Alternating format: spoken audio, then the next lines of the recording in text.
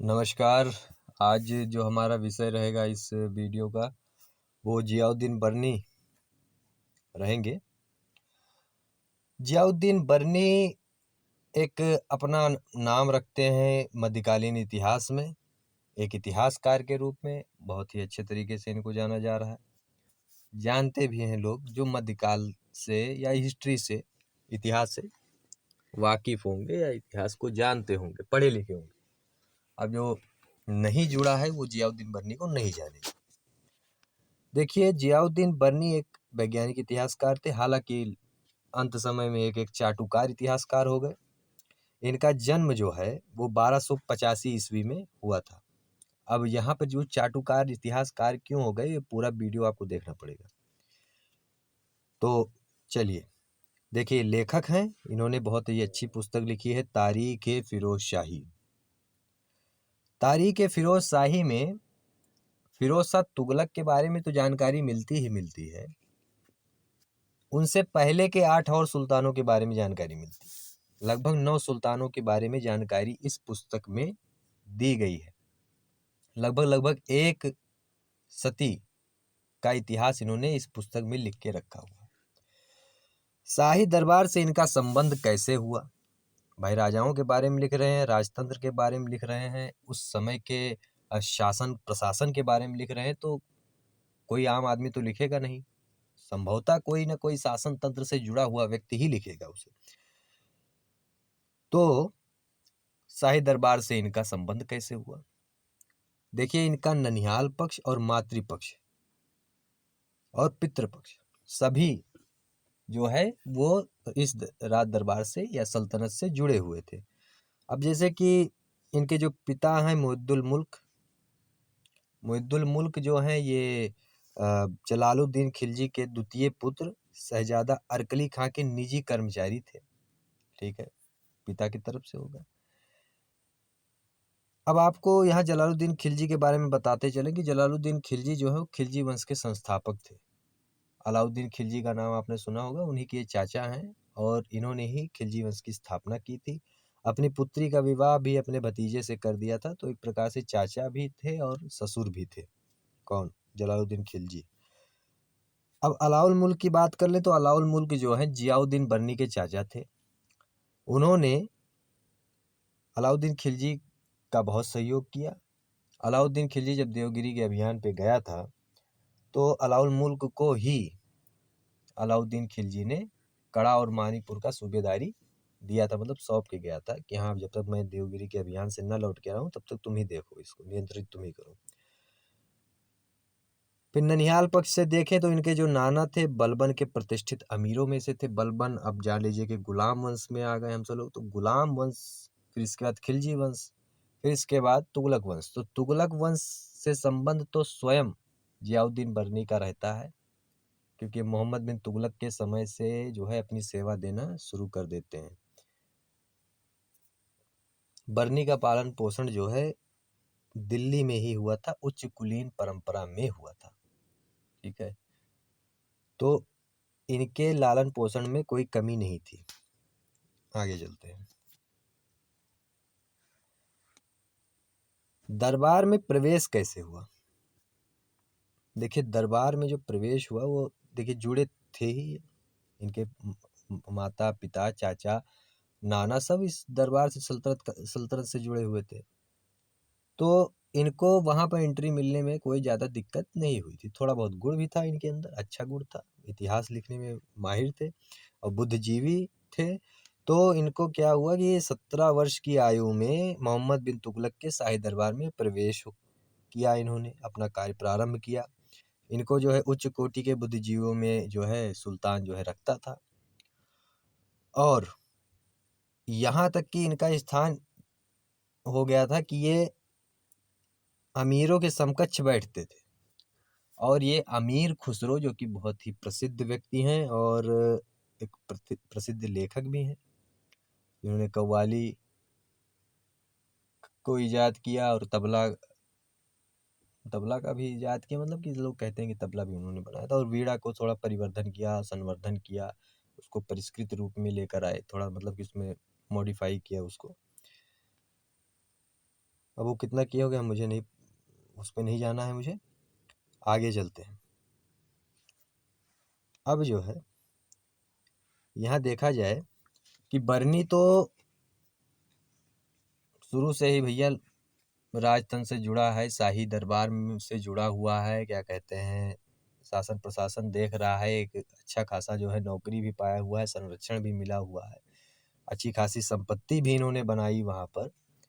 लेकिन इनके ऐसा क्या हुआ कि इनका दुर्दिन आ गया। दुर्दिन कैसे आया? तो देखिए, मोहम्मद बिन तुगलक जो है, देखिए मैंने शुरू में ही, वीडियो के शुरू में ही मैंने बताया था कि ये जो है जेल की हवा खा लेते हैं, मतलब कि इनके बुरे दिन आ जाते हैं, चाटुकार इतिहासकार बन जाते हैं। तो वही चीज़ मैं बताने जा रहा हूँ। मोहम्मद बिन तुगलक जो है, जिसने इसको संरक्षण दिया था जियाउद्दीन बर्नी को, वो क्या होता है, वो थट्टा सिंध के अभियान पे जाता है और वहीं पर इसकी मृत्यु हो जाती है। तो जब मृत्यु हो जाती है तो ये क्या कहते हैं, मोहम्मद बिन तुगलक का एक क्या कहते हैं, विश्वसनीय आदमी रहता है, ख्वाजा जहां। तो ये क्या करता है कि गद्दी पर किसी बच्चे को बिठा देता है कि हाँ भाई, सुल्तान मर गया है, अब जो है गद्दी खाली नहीं होनी चाहिए, नहीं तो पता नहीं कौन आकर यहाँ बैठ जाएगा। इसलिए एक बच्चे को ले जाकर वहां पे बिठा दिया और स्वयं संरक्षक बन गया। हालांकि वो ये नहीं जानता था कि मोहम्मद बिन तुगलक के चचेरे भाई फिरोज शाह तुगलक को उसके सेना अधिकारियों ने पहले ही सुल्तान घोषित कर दिया है। अब ऐसे में विद्रोह हो उठा। लोगों ने जो है ख्वाजा जहां को मार डालने के लिए पूरा मतलब तत्पर हो गए और उसको मार ही डाला। ख्वाजा जहां को इस गलती के लिए जो है अपने साथियों सहित स्वयं भी अपनी जान से हाथ धोना पड़ा। अब इस चपेट में क्या हुआ कि आपके जियाउद्दीन बर्नी भी आ गए। जियाउद्दीन बर्नी ने क्या किया था कि ख्वाजा जहां को इन्होंने समर्थन किया था, नैतिक समर्थन किया था कि हाँ आपने ठीक किया है, और क्योंकि सुल्तान खत्म हो गए तो आपने ठीक किया कि एक बच्चे को बैठा के आपने अपना फर्ज निभाया। तो ऐसे में लोग ये समझे कि हाँ भाई देखिए, ये मिला हुआ है ख्वाजा जहां से, ये भी गद्दार आदमी है, इसको जो है या तो जेल करिए, इसकी संपत्ति जब्त करिए, और इसको हो सके तो फांसी दे दीजिए। मतलब फांसी तक की मांग इसकी उठने लगी। तो क्या हुआ कि इनका संपत्ति जब्त कर लिया गया, इनका संरक्षण समाप्त कर दिया गया, कारागार की सजा हुई, मतलब जेल ले गए, और फांसी की भी मांग हुई। लेकिन फिरोज शाह तुगलक ने क्या किया, जो कि नवीन सुल्तान बने थे, तो उन्होंने अपना हस्तक्षेप किया कि रहने दो, मारो मत, जेल में पड़े रहेंगे। अब इसी जेल में रहकर ये फिरोज शाही तारीख फिरोज शाही लिखेंगे। तब वहीं पर जो है क्या होगा, ये थोड़े से चाटुकार हो जाएंगे। ये तत्कालीन सल्तनत के बारे में अच्छी अच्छी बातें लिखेंगे, सुल्तान के बात के बारे में अच्छी अच्छी बातें लिखेंगे, उसको अच्छा ही करेंगे। तो आगे चलते हैं। बरनी के जब दुर्दिन आ गए तो क्या हुआ कि मित्रों ने किनारा कर लिया, रिश्तेदार अनदेखी करने लगे, शत्रुओं से वो हमेशा तिरस्कृत होते रहे, और लास्ट में उनकी जो मृत्यु हुई वो निजामुद्दीन औलिया के खानखाह में हुई, जहाँ पे भोजन वोजन कराया जाता है, लोग रहते हैं। सूफी संत हैं निजामुद्दीन औलिया, और बहुत प्रसिद्ध सूफी संत थे। हाँ, तो उनके खानखाह में इनकी मृत्यु हो गई। अच्छा दिन भी देखा, बुरा दिन भी देखा, और रिश्तेदार मित्रों की असलियत भी देख ली, शत्रुओं से कितना खतरा होता है वो भी देख लिया, और लास्ट में जाकर एक सूफी संत के दरबार में क्या, एक खानखाह में जाकर मरे। अब ये सारी चीजें हो गई। अब जो है इन्होंने जो इतिहास की पुस्तक लिखी उसका विषय क्या है, ये हमको थोड़ा सा देखना पड़ेगा, तो थोड़ा जरूरी भी है, महत्वपूर्ण भी है, क्योंकि उस पुस्तक में है क्या ये जानना जरूरी है। देखिए, बरनी की तारीख है फिरोज शाही जो है वो 1259 से लेकर 1392 ईस्वी तक के शासन काल के बारे में, या इस कालखंड के बारे में जानकारी देता है। अब लगभग जान लीजिए 100 साल की बात हो रही है। कुछ लोग ये कहते हैं कि इसको जो है मिनहाज उस सिराज के तबकात नाजरी का दूसरा भाग भी कहा जा सकता, कहे तो कोई बुरी बात नहीं, कोई गलत बात नहीं, क्योंकि मिनहाज उस सिराज ने जब तबकात नाजरी लिखी और जहाँ पे ले जाकर छोड़ा वहीं से फिर क्या किया है इन्होंने, बरनी साहब ने फिरोज शाही मतलब तारीख फिरोज शाही पुस्तक लिखनी प्रारंभ कर दी और 1392 ईस्वी तक लेकर गए, 1259 से लेकर 1392 ईस्वी तक। तो एक प्रकार से सेकंड पार्ट कह सकते हैं। और इतिहासकारों को, आज के आधुनिक इतिहासकारों को इतिहास के पुनर्निर्माण में एक अच्छी खासी मदद जियाउद्दीन बरनी ने दी है। तारीख फिरोज शाही में बलबन से लेकर फिरोज शाह तुगलक के 6ठे वर्ष तक का इतिहास वर्णित है। मतलब बलबन से लेकर फिरोज शाह तुगलक जो कि तुगलक वंश के शासक हैं, गुलाम वंश, खिलजी वंश, फिर तुगलक वंश, तो फिरोज शाह तुगलक के 6ठे शासनकाल के 6ठे वर्ष तक इन्होंने अपना ये इतिहास की पुस्तक या इतिहास का ग्रंथ लिखा है। और इसमें 9 सुल्तानों के बारे में जानकारी हमें मिलती है।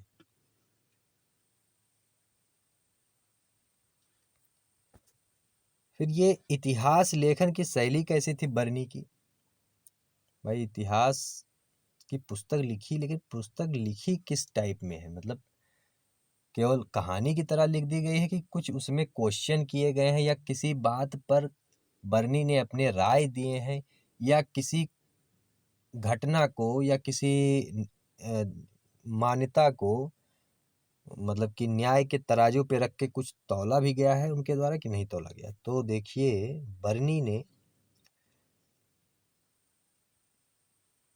इतिहास का वर्णन तो किया है, लेकिन उसमें तारीख की कमी है, तारीखों की कमी है। कुछ लोग कहते हैं कि तारीखों की कमी इसलिए हो गई क्योंकि उनका दिवालियापन आ गया था।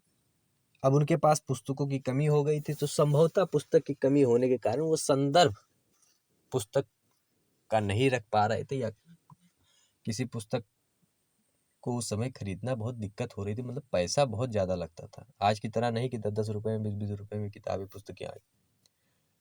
बहुत भारी कीमत चुकानी पड़ती थी एक पुस्तक खरीदने के लिए, एक लेखनी लेने के लिए। तो अब एक घटना के लिए 50 किताब लेकर कहाँ तक आप जो है रेफरेंस देंगे, संदर्भित करेंगे उसे? तो दिवालियापन होने के कारण ही वो ज़्यादा किताबें नहीं ले पाए, जिससे कि तारीख भी वो ज़्यादा नहीं लिख पाए। क्योंकि हर किताब में कोई ना कोई कुछ ना कुछ अपने कालखंड के बारे में बताता है कि हाँ फला तारीख को इस राजा ने या इस कालखंड में ये घटना हुई थी इस तारीख को। तो बरनी तो हमेशा हर काल में रहेंगे नहीं, क्योंकि बरनी का जो जन्म है वो तो अपनी पुस्तक के बाद, अपने पुस्तक की शुरुआत के बाद में हुआ है।